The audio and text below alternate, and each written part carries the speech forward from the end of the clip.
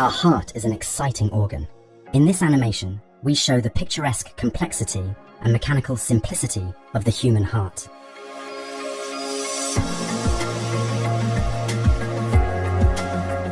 The human heart lies well protected in the chest behind the ribs and sternum. To the left and right are the lungs, which absorb oxygen from the air we breathe.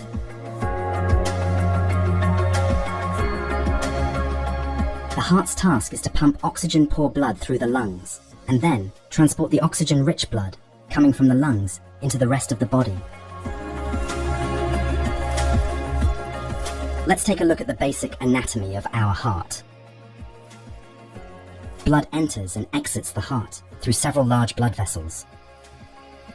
The aorta has been considered an independent organ since February 2024. The heart receives deoxygenated blood from the body through the inferior and superior vena cava. It pumps this blood to the lungs with the help of the pulmonary artery. The oxygenated blood from the lungs returns to the heart through the 4 pulmonary veins. The heart then pumps this blood into the body by the aorta. However, the heart itself is not supplied with blood with the help of the aorta. The coronary arteries are embedded in the epicardial adipose tissue. The heart supplies itself with oxygen and nutrients through these blood vessels. There are 2 coronary arteries, which supply the heart with oxygenated blood, and the coronary sinus, through which the deoxygenated blood flows back into the heart.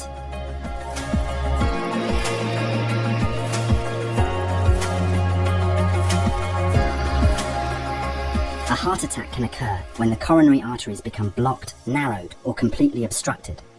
Blood can then no longer flow freely, and oxygen and other nutrients cannot reach the heart muscles.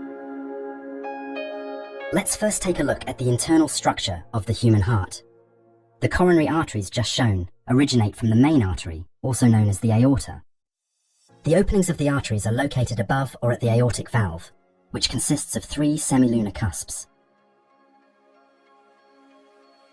The aortic valve is located at the end of the aorta. The pulmonary valve is located at the end of the pulmonary artery. Rarely, the valves have 2 or 4 cusps. The heart has 2 other valves that consist of leaflets, or cusps too. The mitral valve consists of 2 leaflets, and the tricuspid valve has 3 of these leaflets. When the tricuspid valve opens, deoxygenated blood flows from the right atrium into the right ventricle. The deoxygenated blood then flows through the opened pulmonary valve and then enters the lungs via the pulmonary artery.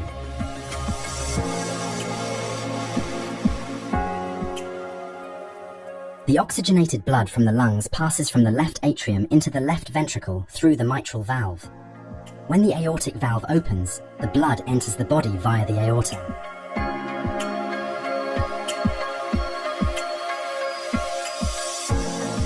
The blood flow is controlled by the muscles of the heart.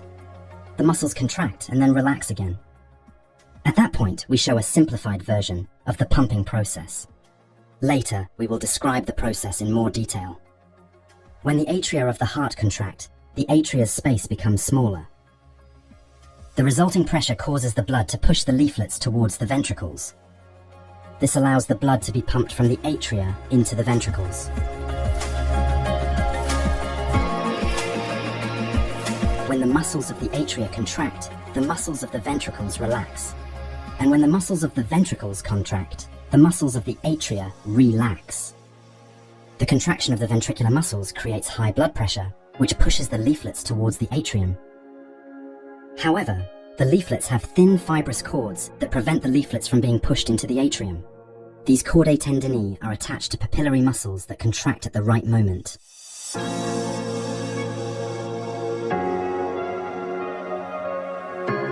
The contraction of the right ventricular muscles causes the pulmonary valve to open. This ultimately transports the blood to the lungs via the pulmonary artery.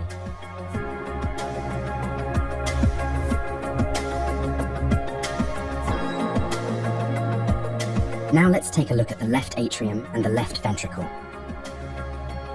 The left ventricle's task is to pump oxygen-rich blood into the entire body. To achieve this, the left atrium first pumps the blood, coming from the lungs, into the left ventricle. The muscles of the left ventricle then contract. As in the right ventricle, fibrous cords and muscles prevent the leaflets of the valve from being pushed into the atrium. In the left ventricle, the muscle columns known as trabeculae carnii are particularly well developed. The resulting pressure opens the aortic valve and the blood is pumped through the entire body with the help of the aorta.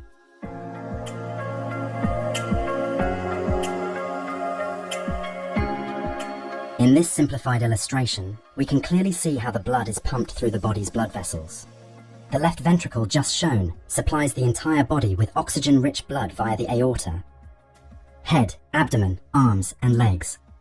That way, nutrients, oxygen, immune cells, waste products, and much, much more are transported from one place to another. The arteries transport the blood away from the heart, and the veins transport the blood towards the heart.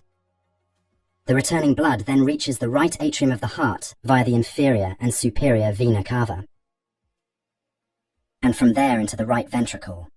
The right ventricle then pumps the deoxygenated blood into the lungs with the help of the pulmonary artery.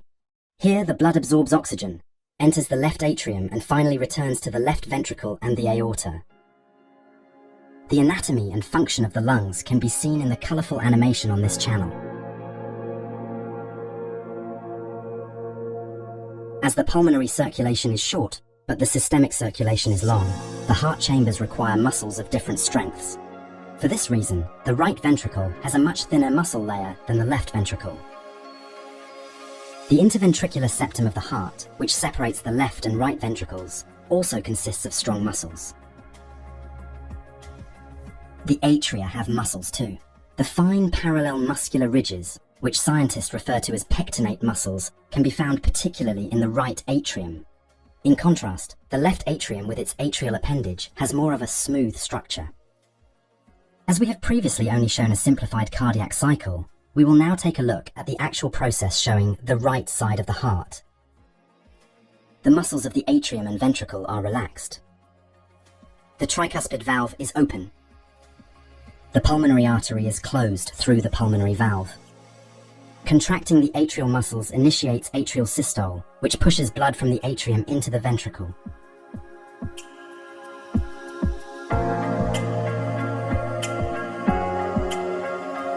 The atrial muscles then relax, and the ventricular muscles contract.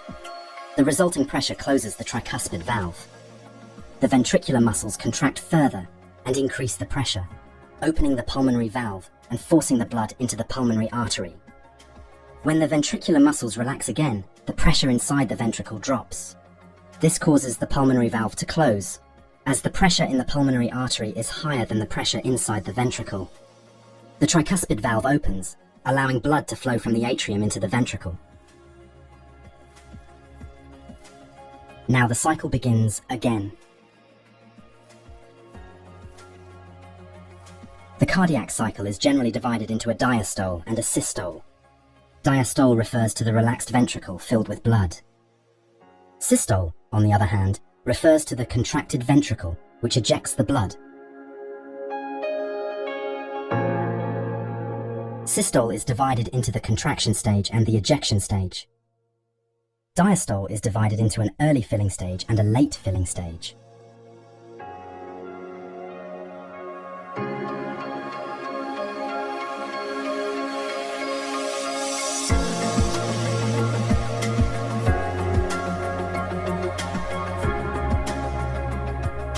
Electrical impulses are used to stimulate the heart muscles to contract.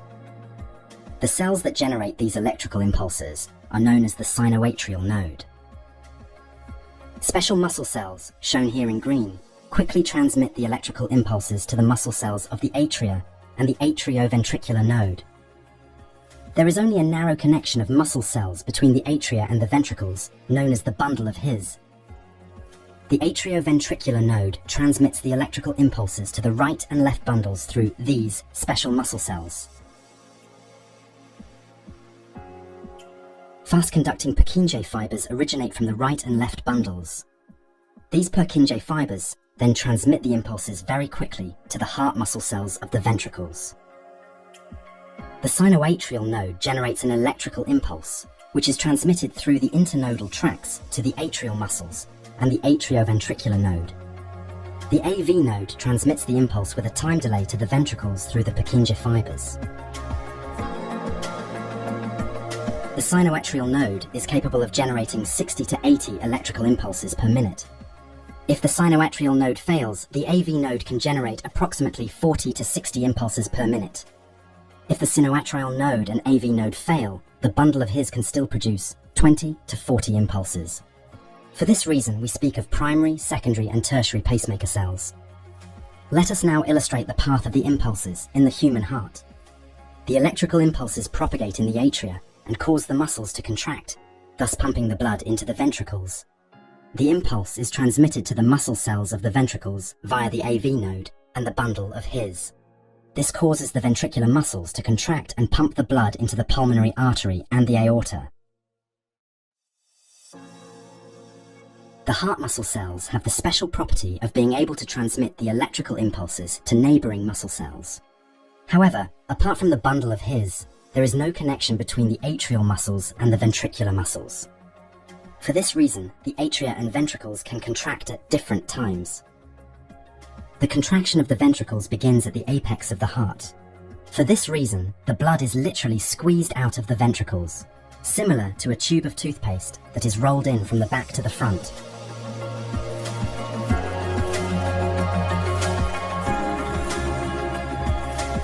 In medicine, electrical impulses can be used to check heart activity. This is done with the help of an electrocardiogram. The stimulation of the atria by the impulse of the sinoatrial node corresponds to the first wave. The stimulation of the ventricles through the atrioventricular node is represented by 3 spikes. The first wave is called the P wave, and the 3 graphical deflections the QRS complex. The last wave is the T wave, which represents the recovery of the ventricles.